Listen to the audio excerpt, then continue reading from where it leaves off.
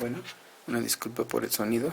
Yo les voy a hablar del efecto de inhibidores de la polimerasa A, por sus siglas en inglés PARP, en células cancerígenas de mama.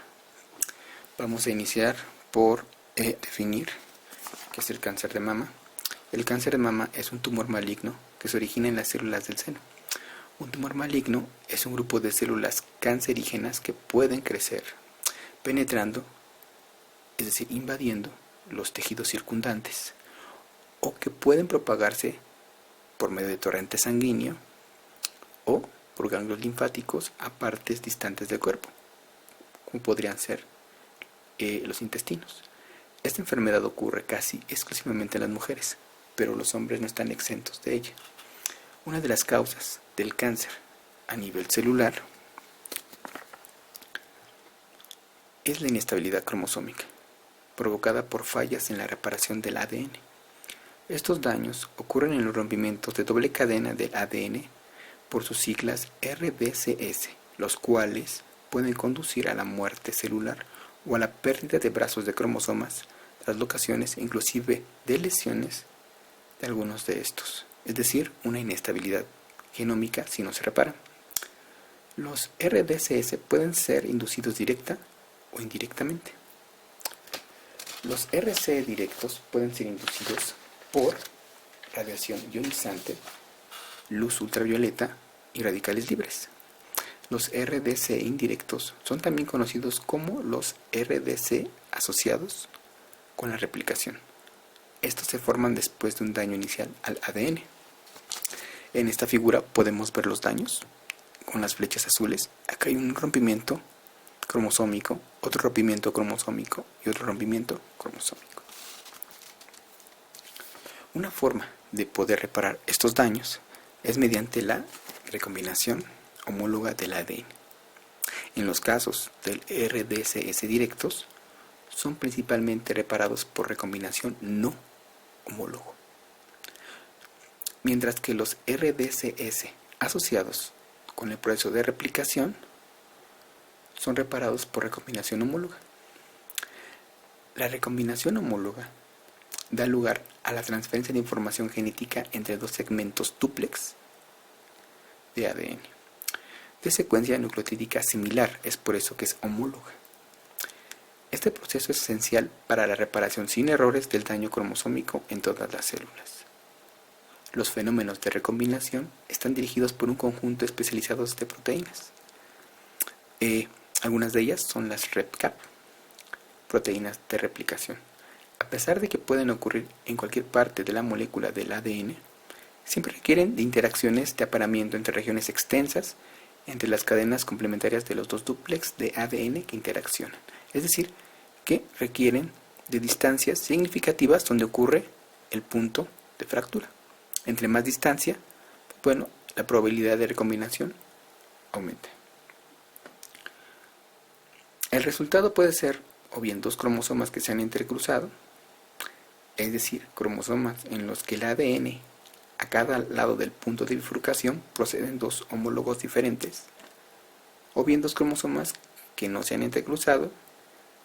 En el último caso, los dos cromosomas resultantes son idénticos a los dos homólogos originales, excepto por la cantidad de cambios de la secuencia relativamente menores en el punto de fractura. La recombinación homóloga repara con precisión las rupturas de doble cadena. Esto es importante, ¿no? Porque también hay otro tipo de rupturas que donde interviene nada más de una cadena. Y casi nunca produce, y la recombinación homóloga casi nunca produce entrecruzamientos. Sin embargo, en las células cancerígenas, en aquellas que son derivadas de cáncer de seno, hay unos genes que median o intervienen o activan los procesos de vía de reparación homóloga. Y estos son aquellos denominados BRCA1 y BRCA2. Los genes BRCA1 y 2 son clasificados como supresores de tumores. Es decir, mientras estos genes estén activos, las células no podrán entrar en cáncer. En células normales, los alelos silvestres actúan en la reparación del ADN. Sin embargo, estos alelos se pueden perder por varios mecanismos. Uno de estos mecanismos es la mutación. Las mutaciones dentro de estos dos genes, BRCA1 y 2, presentan defectos en las vías de reparación por recombinación homóloga. En la ausencia de los genes BRCA1 o 2, es decir, que pierdan su función, existen vías alternas. Aquí tenemos una vía alterna. Estas vías alternas, tales como la unión de extremos no homólogos, es decir, recombinación no homóloga, que la vimos anteriormente, o algunas que son hibridación de una sola cadena. Son algunas vías alternativas que las células pueden acceder. Estas rutas alternativas son usadas por las células cancerígenas para la supervivencia con daño genómico. El daño genómico abarca desde grandes lesiones cromosómicas como rearreglos de varios genes, como lo vimos anteriormente. Para activarse estas vías alternas, los genes BRCA1 y 2 deben interaccionar con otro gen, denominado RAP51. Así, estas tres proteínas activan el proceso de reparación del ADN mediado por RAP51. Es decir, que las células normales tienen una vía de reparación al daño genómico vía recombinación homóloga, cuando mediados por los genes BRCA1 y 2. Cuando existen mutaciones en los genes BRCA1 y 2, esta vía de reparación homóloga se pierde. Sin embargo, las células cancerígenas pueden tener daños. Estos daños pueden ser muy graves y entonces actúan otra vía alterna. Esta vía alterna son generalmente no homóloga y generalmente son en pequeños sitios donde los daños genómicos son reparados por puntos de fractura. Una vez que las células sobreviven a los daños genómicos, estas siguen perpetuándose mediante este mecanismo de reparación no homóloga. Es por eso que nosotros podemos inducir una letalidad sintética o muerte de las células cancerígenas mediante estas vías alternas de reparación. Esta letalidad sintética es cuando una mutación en cualquier grupo de genes que están interactuando entre ellos no interviene en su función, pero la combinación de las mutaciones en ambos genes puede disminuir su funcionalidad y por lo consiguiente la muerte celular. En esta figura podemos ver que el gen X tiene su función, el gen Y tiene su función, no afecta. El gen X pierde su función mediante mutaciones y el gen Y mantiene su función, no afecta a la activación de la reparación. El gen, en este caso, los genes BRCA1 y 2. En este caso, el gen X tiene su función, el gen Y la pierde. Pero cuando ambos pierden su función, entonces ocurre la muerte celular. En el caso de los genes BRCA1 y 2, la pérdida de funcionalidad derivada por las mutaciones dañinas activan vías de reparación alternas, como lo vimos anteriormente, las cuales son 100 o 1000 veces más sensibles a los inhibidores de PAR.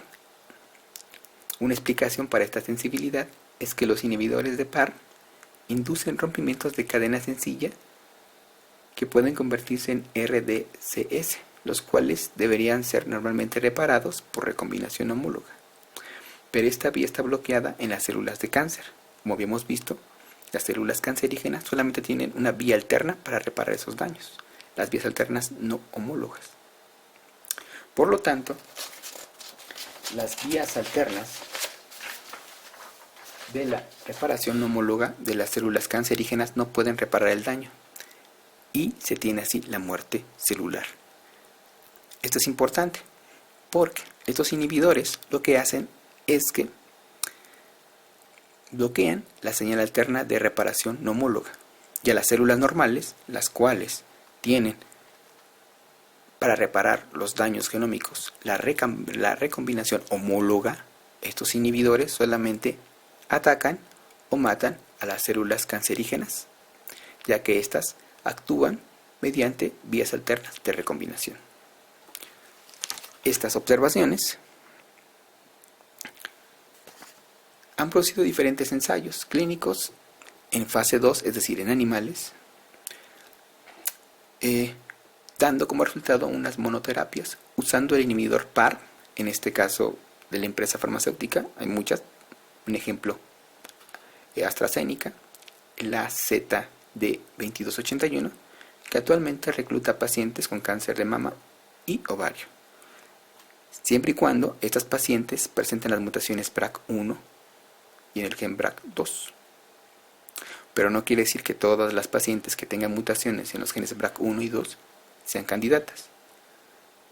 Sin embargo, no todos los pacientes, como les comenté, con mutaciones en ambos genes responden a los inhibidores de PARP o con la monoterapia, ya que existen lesiones en el gen, particularmente BRCA2, que eliminan algunas mutaciones deleterias. Estas mutaciones deleterias son aquellas que interrumpen la función. Al eliminar estas mutaciones deleterias, reactivan la función del gen, y por lo consiguiente, vimos que si un gen tiene la función, con que un gen tenga la función, reactiva las vías de reparación homóloga. Y por lo consiguiente, los inhibidores de PARP no pueden matar a las células cancerígenas. Bueno, por mi parte ha sido todo. Espero que haya quedado claro el tema de los inhibidores PARP en células cancerígenas. Hasta luego.